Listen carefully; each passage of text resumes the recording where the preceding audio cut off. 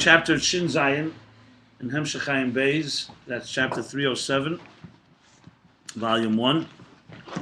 The discourse is the 75th discourse. Ayin Hey Anila Deidi. And the discussion, and just for the record, I look at the summaries at the beginning of the book. You see summaries from the Frierdiker Rebbe on each mimer. The summary of this mimer is Eir V'Shem, energy and name. So you could say in one word, that's like the summary. It's usually the summary of the beginning of the mimer, but sometimes it's the entire mimer. So briefly, this began a new section on page Tofresh Chof Aleph, 621. Began a new section based on a pasuk. You say in Ashrei Remim Chelekei HaMelech. Are you sure that energy is a good translation for Eir? What's better? What's better? Light is good. I would say energy much more than light, and specifically light. We all know Light is a form of energy. Right. Light is one form of energy, and we say, let's say, Eir Eliki. Is it the light of God or is it divine energy? Think about it. The example of light can be used, but when you think about it in the highest level, I would call divine energy, the energy to create finite. Then we could say finite light, infinite light. You right away get into much more limited. Remember, at the end of the day, it's semantics. The Rebbe Rashab uses, Chassidus uses Eir. So you can do whatever you want. To me, it works energy more, because it sounds more, but remember, you could translate it power. You can translate it chayis. Power would be koyach. I understand. The whole Kiddush HaReilah is Eir, not koyach. Yeah, but koyach is more faculty. I would translate koyach a faculty. But this is semantics. Well, tell me what you mean by the word light. If you know, light means nothing. The word light is a meaningless word unless you translate what the word light means. What does light mean? And if you don't see it, is it still there? Light, for me, if you don't see it, then it's not light. So divine light, you don't see divine light. Right, exactly. So There's spectrums of light you don't see. exactly. And it's still energy. But it's a wave. It's essentially there's air waves and there's light waves. Whatever word works for you. What can I tell you? I use energy because to me it's the closest. And light is energy ultimately. Not energy is not light. Light is energy. Uzo or something that he chose. Or it's not Uzo. Not Ziv. Oh, Ziv. Oh, it's strength. Strength, no? I don't know. How do you say energy in Hebrew? There was no word for it probably there. Energia. Well, that's it. In other words, Chayas. Chayas is energy. You can't really do this because English is a limited language. You can't force an English word here. You can use 6 words. Can you translate Seva Kalman to me in one word? How's Seva Kalman? Give me a word for Seva Kalman. Surrounding all worlds. Yeah, what does that mean? Surrounding. You can say it's just semantics, Rabbi, but that's half of the understanding of Chassidus is semantics. One second. You want to know something? How you describe it, how you translate it. Hold on. Semantics is our undoing, actually. When you get trapped in words, you just lose sight of what Chassidus is trying to say. Because then you're fitting it into your previous lexicon. So I would be very careful. By the way, if you read quantum mechanics, the introductions, they all talk about language first. Everything begins with language. That our language is all limited. Because the word paradoxes don't exist in language. Opposites don't work. Language is logical. As soon as you talk about something beyond logic, you're already dealing with that. So I specifically use the word semantics. The only thing you could say is we need language. There's expression in Eitz Chaim many times. There's no ways to express it. But in order to, for our ears, we say something. Like for example, when we say something is Ein Sof. So it says sometimes it's not really Ein Sof, but we have no other way to say it, so we say Ein Sof. When we say Atzmus is Ein Sof, that's not the right translation because it's Ein Tchila either. My point that I'm trying to make is there's nothing wrong. Atzmus is the right description. There's nothing wrong with debating this and working and finding many words. From my point of view, if I saw online, I'd want to see 5 different people. Let's all see how everybody explains the word Eir. Remember, Eir is not the word; it's a meaning. Eir, we know, is Me'ein HaMoyer. We know that it reflects the source. We know that it wants to return to the source. So it's an entity. It's a personality. What light captures that? Unless you explain that light has that, light means nothing. Unless you explain energy has that, it means nothing. When I think of light, Eirus, and Kalim, instead of light in containers, which sounds to me very childish, I use energy in container. It sounds much more correct. The container is, so to speak, without any revealed energy. It's just an identity. It's like an object. And the energy within the container is what gives it life and gives it personality, so to speak, and it reflects the transcendent dimension to it. You want to use light in containers? If it works for you, great. But I would challenge you is whatever word you use, don't just use a word and get trapped with it. Explain what you mean by that word. I use energy because I thought it through, and I said to myself, energy sounds to me more correct. But it's not, who cares what word it is? Whatever word it is, tell me what the word means and explain it.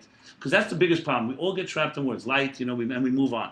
I was saying in the classes in the morning that even when we talk about this whole series of levels, can someone explain to me the difference between Asiyah Ruchnis and Yetzirah Ruchnis?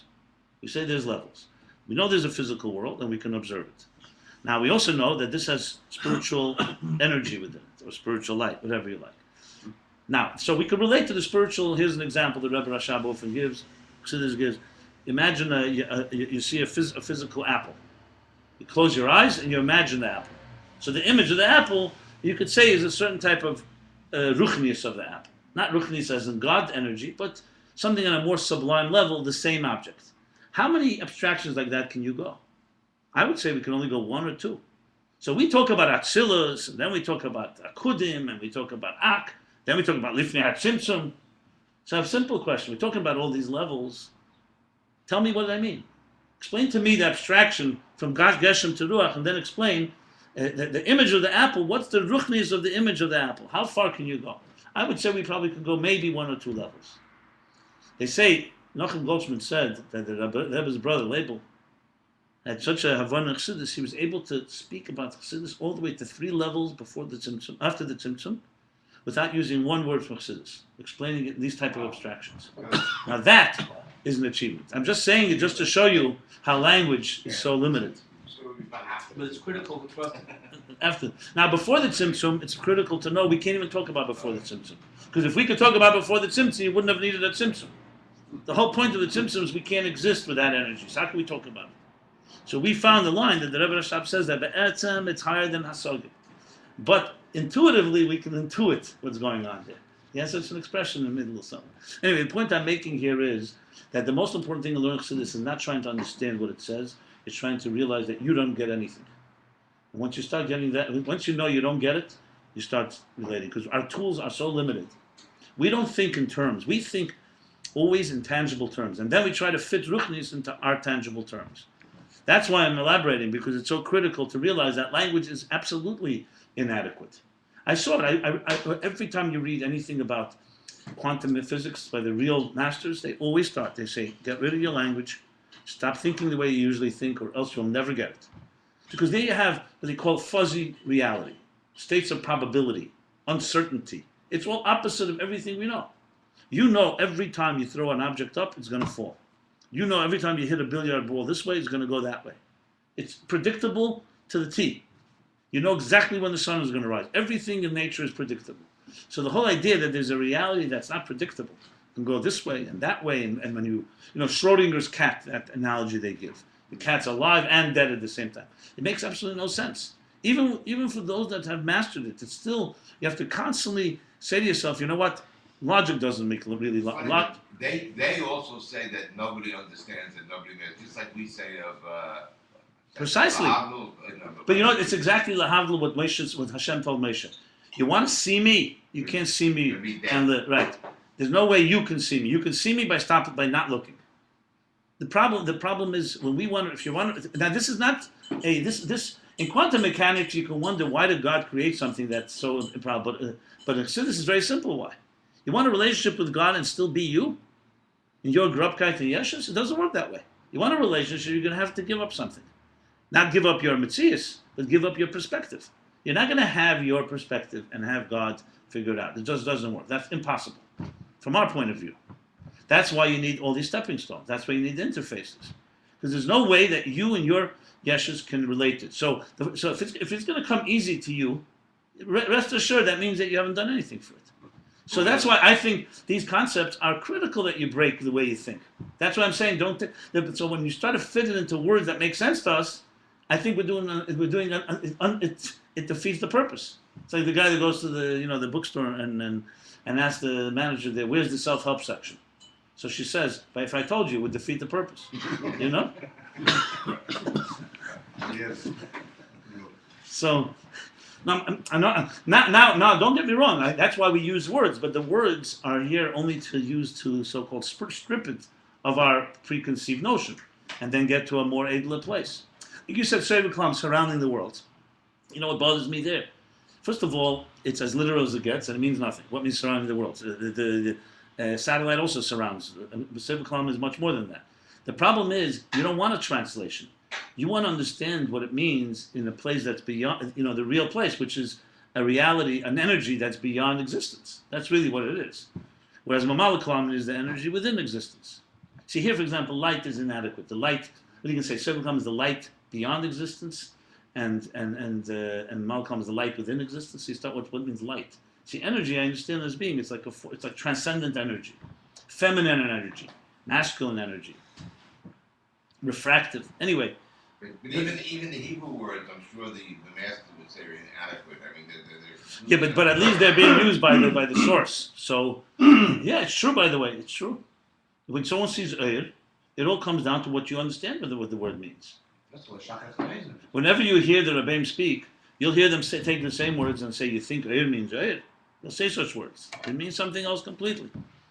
But using words, it's true. That's why he gives all the examples till you try to convey. At the end of the day, it's being comfortable with something that we're not comfortable with. That's what it comes down to, and there's no way around that. And once you're comfortable, we're going to send a ladder. How do you apply this? Everybody's always asking me this, and I don't know really. Besides Davening better, maybe, but I mean, how do you apply this? It didn't happen what you wanted. Okay. The whole thing is It's a start. It's a forbidden. But what should I do? Not answer these questions? Listen, I'm not saying that. I'm just saying my preference. But the group is your group, not me. Well, no, it's not my group either. Look. The point is, I'm coming here once a week, so I guess that these are questions that to learn line by line is one thing. There's the real. This is the real learning because this is the really appreciating what's really saying. How do you climb? When you mean application like Avodah or application, I mean, we to learn this whole thing. Remember the whole discussion, the 4 different dysfunctionalities of Eir and Keli. So the application there is both in personal life and in communication and mediation is tremendous of how you can actually create. I think one of the tools that I created for this new site is applications. I think maybe the most exciting part of it really. Parallels is great, but applications, how do you apply this to real life situations? Let's put it this way. I'll just say briefly. What he says in Tanya Perek Lamed Beis is fundamental. There's no way you can love another without, if you think your guf is ikr and your neshama is tafel. That's clear. If your body's primary and your soul is secondary, he says clearly, you cannot love another person truly. So just the first consequence of all this is as soon as you have an understanding that it's not all about me, and my understanding of things, the first application would be that you have more bittul, more humility, and you can coexist with others. To me, that's already kavatei kula, and the rest is commentary. That's the first application. When you go deeper, there's levels of that. There's levels of edelkeit, of sensitivity. But practically speaking, if after you learn a piece of Nayim Beis, and the things that made you angry yesterday still make you angry, I would say it didn't have any impact on you. If next time something that usually bothers you, why don't you take 5 minutes and think a little about what reality is. The thing that happened to you, or the deeper. That should have some impact if you're an honest person. Well, always, I'm not saying it's going to completely suddenly stop all your midas and all your temptations, but trust me, just this alone. If everybody was kachan zechanayim beis, they wouldn't need an asif and city field to talk about what to do with the internet, because they'd be busy arguing on the internet about how do you understand ayim beis, because it's pretty heavy. It keep just that alone. Besides the fact that when you learn it, it takes you to another place. So the challenge is, I can speak personally also, is not just to travel to that other place, but to actually affect how you behave. Now, at the end of the day, after you learn this, and money is still as important to you as it was before, I know money is a powerful force, but it means that the Olam Hazeh is still not released its hold on you, or you're not freed yourself from it. Can you say you'd be free immediately? Like someone says, why can't I have Ayin Beis Teda v'Gedula, but I want to have Ayin Beis and my money. I'm not saying you shouldn't.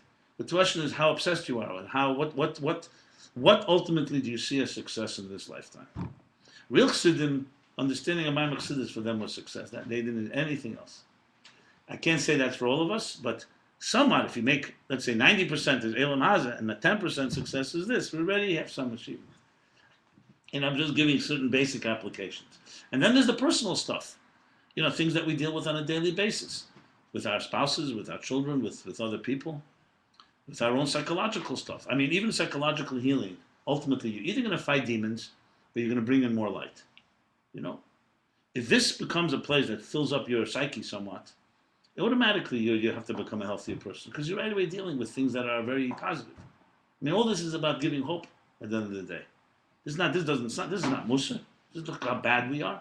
This talks about how far we are from the source, basically. So the more you learn about the source, the closer you get to it. I mean, I can go on and on. This is a Fabrengen, absolutely. But that's the question is, I would say, is how we apply each section that we study. How do we apply that to where we are in our lives? Just 1 minute, please. You said something before about not putting into words or putting into patterns. If we don't put it into words, then we have no relationship whatsoever. It becomes like a word which has no meaning. If we don't relate to someone, hold on. I did not say don't put into words. I said realize step one is that you have no words for it. Then find words to express the inexpressible. That's the point. That's of course. And if no words, then we should just be sitting in silence. Look, I put a chart. I made a chart for Hillel the fours. What's it called? Gila Helen. Where I'll belong. And he told me, but Jacob Society would say that it goes out the window. So, he said it goes out the window because it's. I said throw out the window. He would say because you're putting it down to something.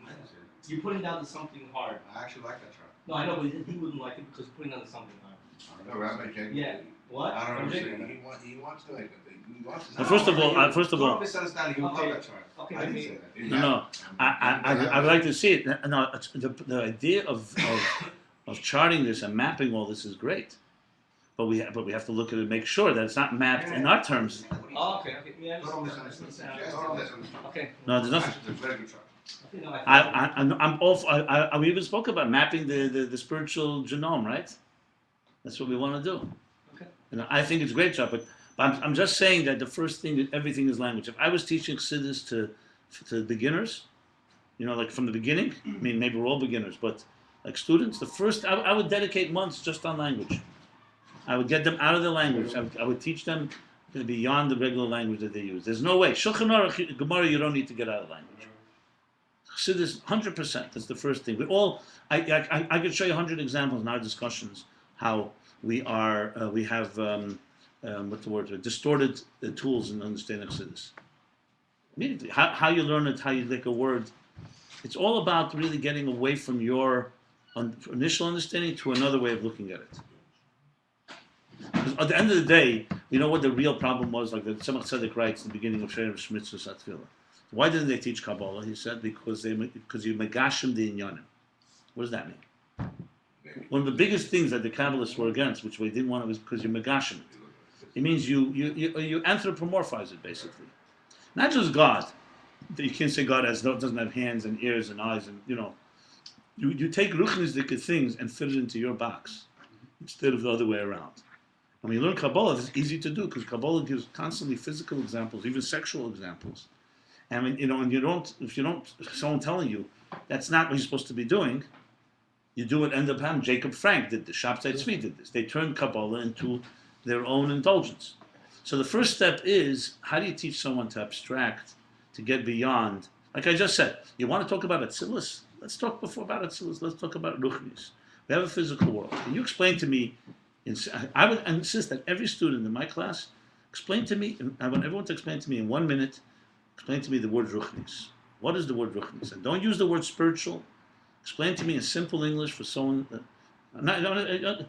Until somebody cannot do that, they never even get to climbing the ladder to the next levels. First thing you have to know, Ruchnis is not just. So most people initially, especially younger when they not trained, will say, they'll say spiritual, but let's be honest with it. They'll say, well, there's a table, that's Gashmis, and the Ruchnis is another side that you don't see.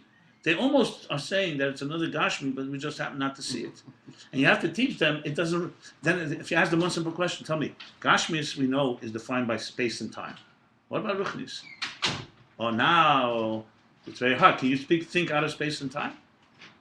That can take months and years to train, to think out of space and time. What does that mean? So good, we know there's Ruchnisdika space and Ruchnisdika time, and we right away jump there. But what does it mean? Can you explain what happened? We say that God created the world 5,772 years ago. A second before, so you say, well, there was no second before, because time itself was created. Can you tell me exactly how you understand that exactly? What does it mean time itself was created? And that means what beyond time is what? Was not before. So if it's not before, where do you fit it? Where's it on your map? The answer is your map is limited. You have to start thinking, but is it off the map? But you're speaking about it. So how could you speak about off the map when you're on the map?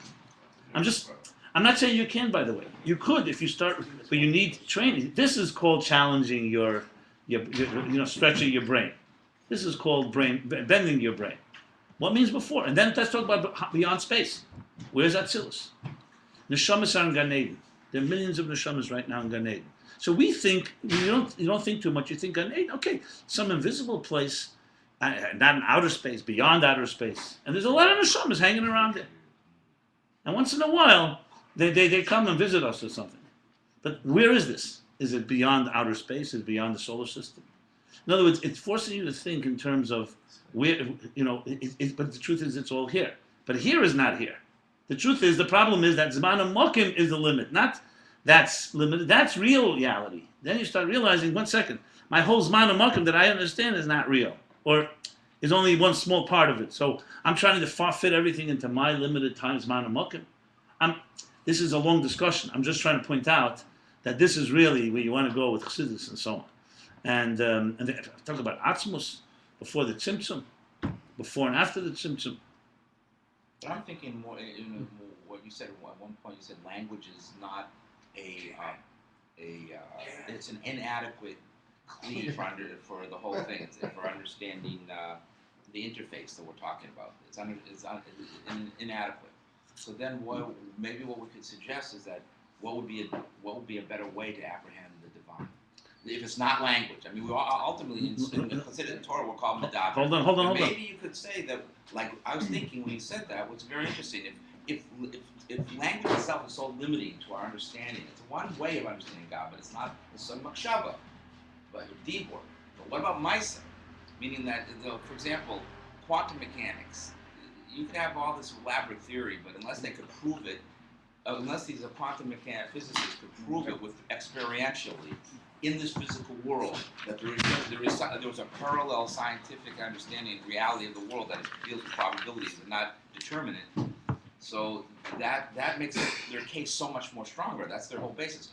What I'm trying to say is that why don't we apply that kind of thinking and that kind of to understanding Ein Beis, understanding godliness, meaning that get out of the whole realm of teaching it with language and thought and make it like role playing. How could we translate Ein Beis into role playing, into the actuality?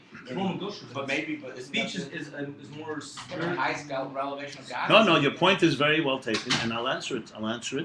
And it's exactly correct. What you just said is absolutely correct. Let me give you briefly the picture.